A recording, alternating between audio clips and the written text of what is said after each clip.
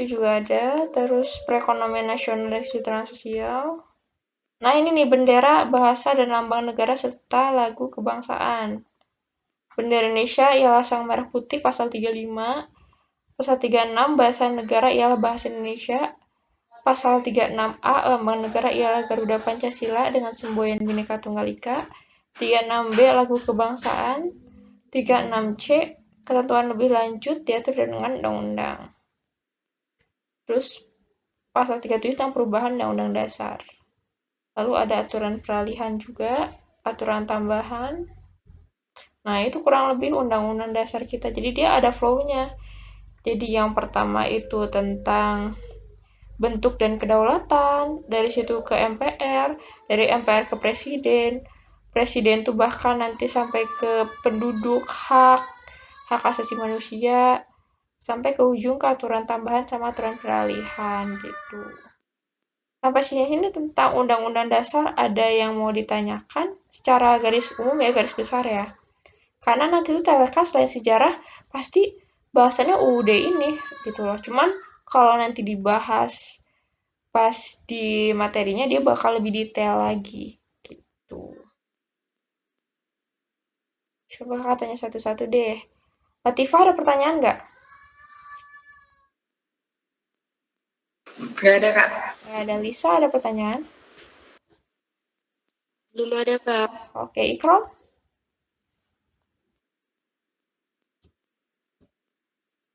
Halo? Ya ada. Satria ada pertanyaan?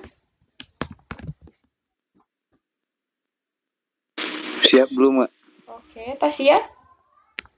Nggak ada, Kak. Nggak ada. Raihan ada? Siap belum, Kak? Belum. Ardi ada pertanyaan? Enggak. Oke, itu sekilas tentang Undang-Undang Dasar. Kenapa kakak jelasin ini di awal? Karena ini tuh awal mula dari semua materi kita ya. Jadi kalau kalian nggak kenal sama Undang-Undang Dasar, kalian bakal ngawang-ngawang.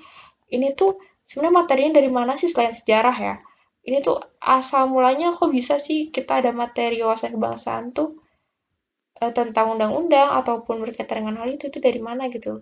Nah, itu tuh sebenarnya dasarnya semua undang-undang dasar. Nanti diturunkan ada undang-undang, peraturan pemerintah, gitu. Pelayanan publik aja yang kemarin di TKP tuh ada peraturannya, undang-undangnya. Kayak gitu sih. Ya, Kak Sef. Ntar nanti kakak kirim ya ke grup. Oke, kakak. Stop share screen dulu.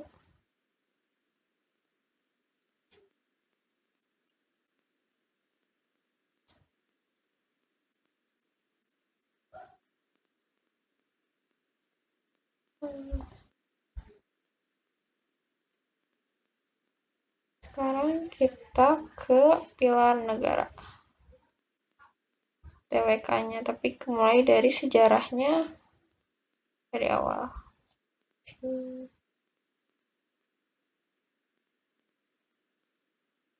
Oke. Siap.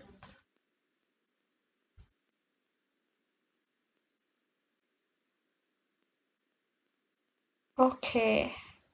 Nah ini, kalau ini tentang sejarah tadi kan UUD nih, sekilas buat pengenalan dulu ya, secara garis besar. Nanti tuh kita bakal ngebahas kurang lebih tentang itu. Nah ini sekarang di awalnya, setelah kenalan kita mulai ke sejarahnya, sebelum ada UUD 1945 ini.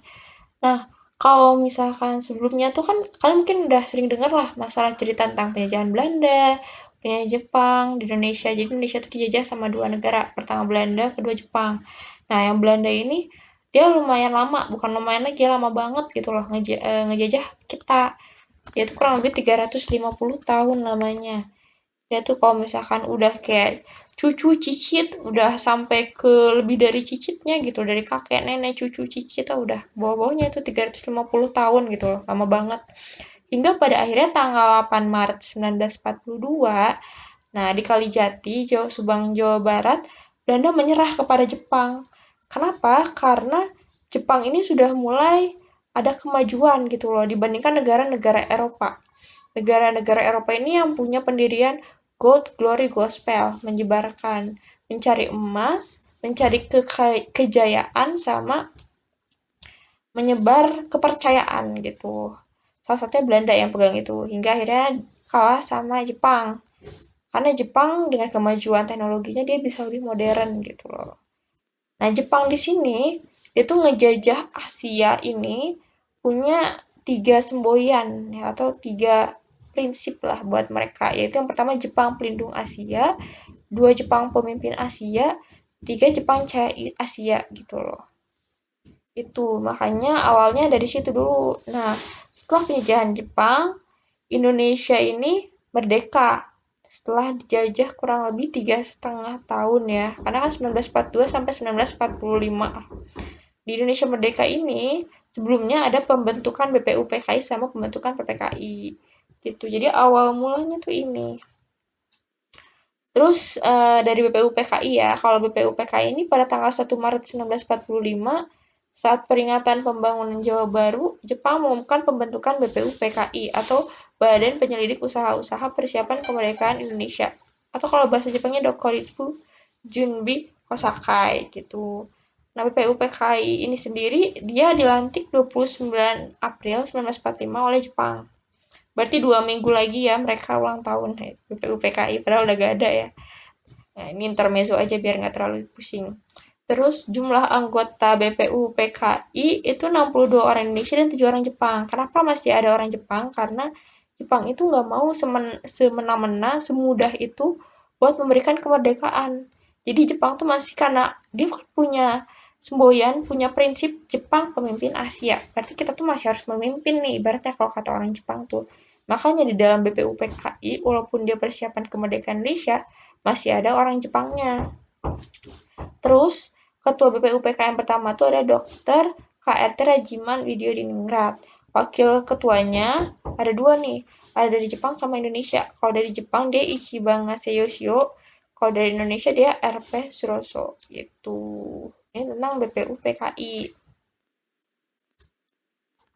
Awal mulai dari kemerdekaan, sebelum kemerdekaan Indonesia. Dipersiapkan nih. Terus tuh Jepang itu mulai bikin kayak gini. Kenapa sih Jepang tuh mau bikin BPUPKI? Padahal kan dia udah menjajah kita gitu loh. Kok mau sih bikin sebuah lembaga, sebuah badan persiapan kemerdekaan sebuah negara gitu. Soalnya Jepang ini udah mulai agak tergeser nih sama Inggris. Jadi orang-orang Eropa udah mulai maju lagi, bangkit lagi setelah mereka merasa nyaman sama penjajahan, udah nyaman sama penjajahan, tiba-tiba Jepang masuk, kaget kan orang Belanda kan. Nah, terus udah gitu, si orang Eropa nggak terima, dia nggak akan terima semudah itu dilawan sama Jepang. Makanya orang Eropa dia berusaha buat ngelawan balik, datang lagi ke Asia. Nah, Jepang ini udah mulai agak takut nih, karena mungkin nggak kuat juga, makanya dia bikin Badan Usaha Persiapan Kemerdekaan Indonesia gitu. Nah, ini ada sidang BPUPKI. Yang pertama, dia pada tanggal 29 Mei sampai dengan 1 Juni. Sidang resmi pertama kali dilaksanakan itu dengan agenda membahas dasar negara. Di Indonesia itu nggak segampang itu loh dibentuk, sudah dari penjajahan. Indonesia juga dibentuk dasar negaranya, undang-undangnya, peraturannya. Itu melalui berbagai agenda pertemuan gitu loh. Nah, yang kedua ada lagi pada tanggal 10 sampai dengan 17 Juli 1945, sidang kedua berlangsung dengan tujuan membahas rancangan Undang-Undang Dasar. Jadi habis dasar negara baru ke Undang-Undang Dasar gitu. Pada pelaksanaan sidang tidak resmi hanya dihadiri oleh 38 orang. Ini ada sidang lainnya, ada sidang tidak resmi atau sidang ketiga ya. Kegiatan ini berlangsung di masa reses antara sidang pertama dan sidang kedua. Oh, di tengah-tengahnya. Tujuannya untuk membahas rancangan pembukaan Undang-Undang Dasar 1945 yang dipimpin oleh BPUPKI atau Insinyur Soekarno gitu. Jadi antara satu sama kedua tuh kan ada jeda tuh dari 1 Juni sampai 10 Juli. Dan itu ada sidang tidak resmi gitu buat membahas tentang pembukaan Undang-Undang Dasar. Ini ditulis soal ya. Kakak coba bacain soalnya mungkin Ardi.